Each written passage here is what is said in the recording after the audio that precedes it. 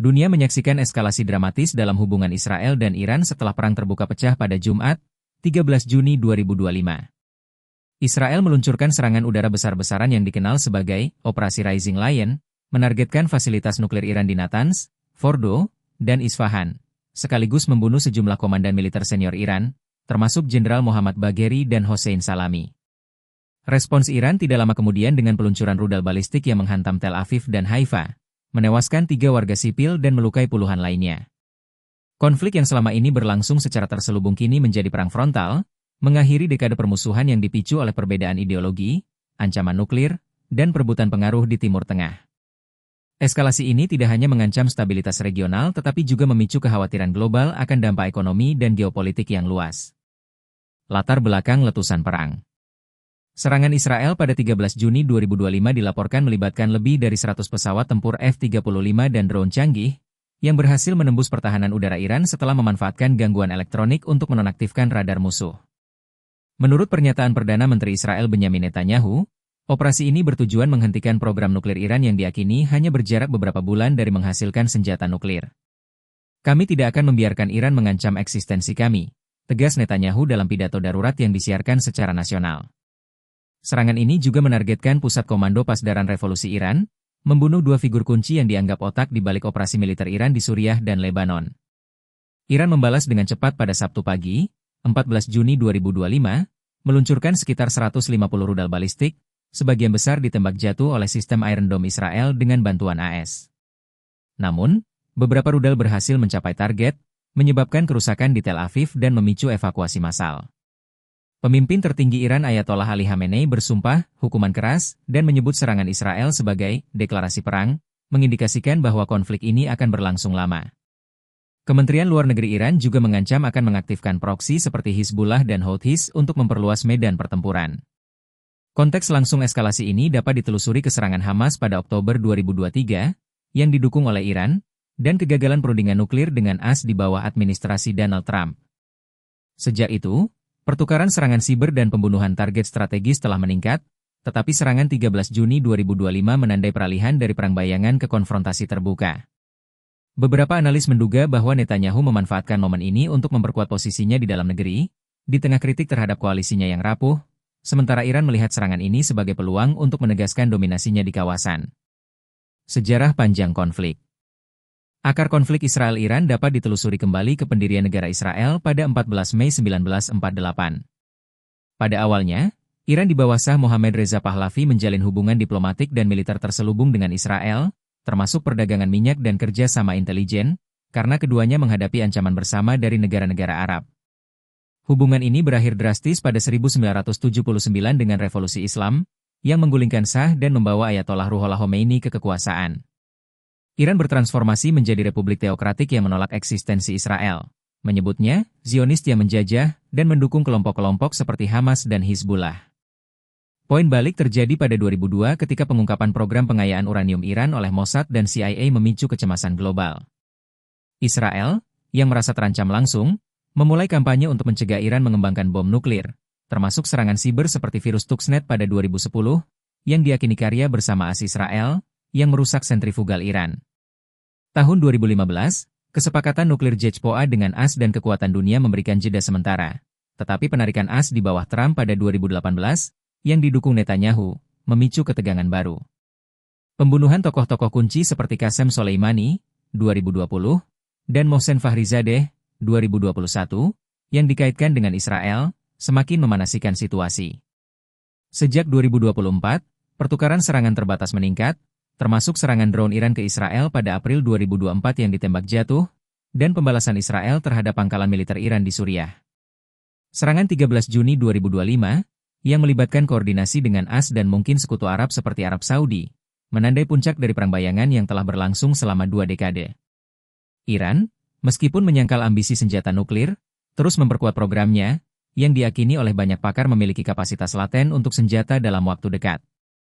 Reaksi internasional dan dampak regional. Komunitas internasional bereaksi cepat terhadap eskalasi ini. Sekretaris Jenderal PBB Antonio Guterres mengeluarkan pernyataan mendesak restriksi maksimal untuk mencegah perang regional, sementara Kanada melalui Menteri Luar Negeri Anita Anand memperingatkan dampak kemanusiaan yang menghancurkan. AS, sebagai sekutu utama Israel, telah memposisikan kapal induk USS Abraham Lincoln dan jet tempur F-16 di Teluk Persia, menandakan kesiapan untuk melindungi Israel atau bahkan ikut campur jika Iran menyerang aset AS. Namun, ada spekulasi bahwa AS mungkin menghindari keterlibatan langsung untuk menghindari konflik dengan Iran, yang juga memiliki proksi di Irak dan Yaman. Negara-negara tetangga seperti Arab Saudi, Yordania, dan Lebanon menutup ruang udara mereka pada 14 Juni 2025, mencerminkan ketakutan akan penyebaran konflik. Irak melaporkan penutupan sementara Bandara Internasional Baghdad, sementara Lebanon bersiap menghadapi kemungkinan serangan balasan Hizbullah terhadap Israel.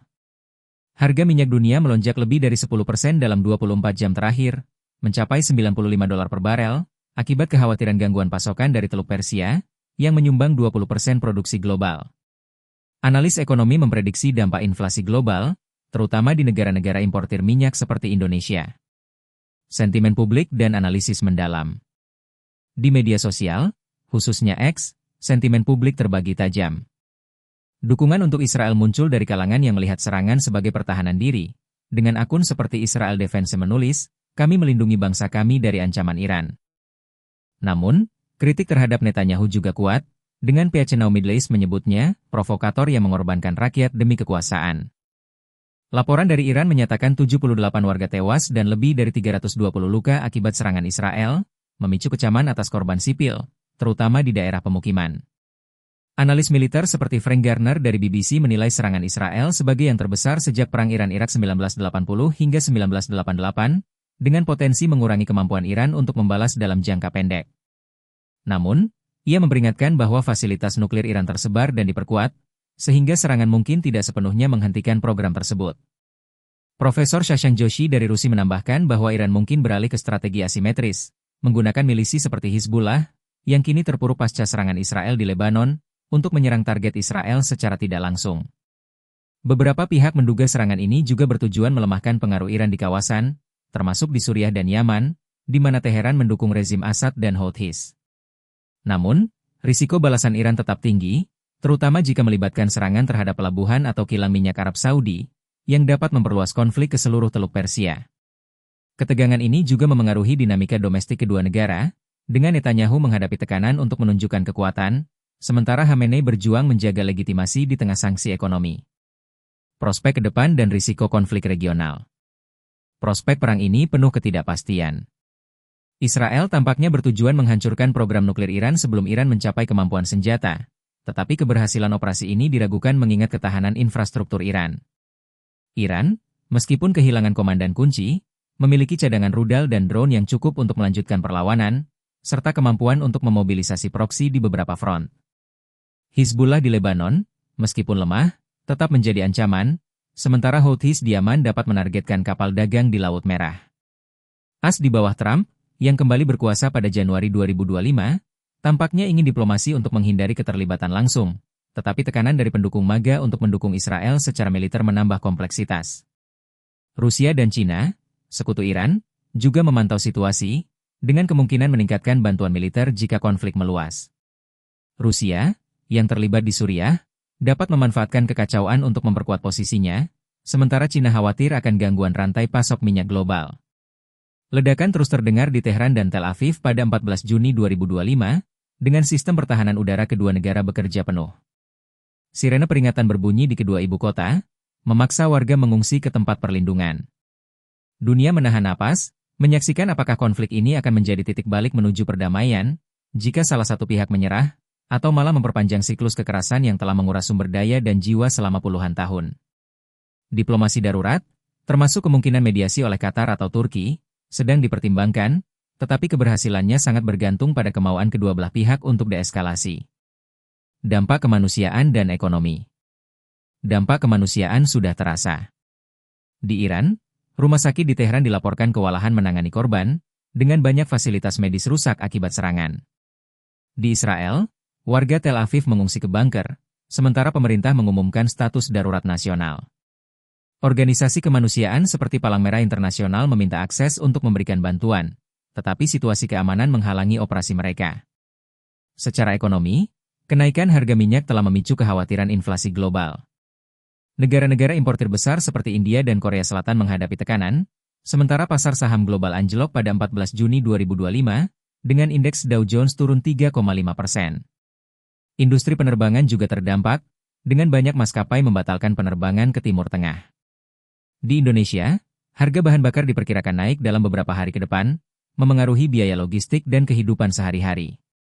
Perang Israel versus Iran yang meletus pada 13 Juni 2025 menandai puncak dari sejarah konflik panjang yang dipicu oleh perbedaan ideologi, ancaman nuklir, dan perebutan pengaruh regional. Dari hubungan rahasia pada era Shah hingga permusuhan terbuka pasca Revolusi Islam 1979, kedua negara telah menjalani perang bayangan yang kini menjadi konfrontasi langsung. Meskipun serangan Israel berhasil melemahkan Iran dalam jangka pendek, risiko balasan dan perang regional tetap tinggi. Dunia kini diambang keputusan besar. Apakah ini akan menjadi perang pendek yang mengubah keseimbangan kekuatan atau konflik berkepanjangan yang menghancurkan Timur Tengah? Di tengah ledakan dan sirene, harapan damai tampak redup, tetapi tetap menjadi kebutuhan mendesak bagi jutaan jiwa yang terjebak di garis api.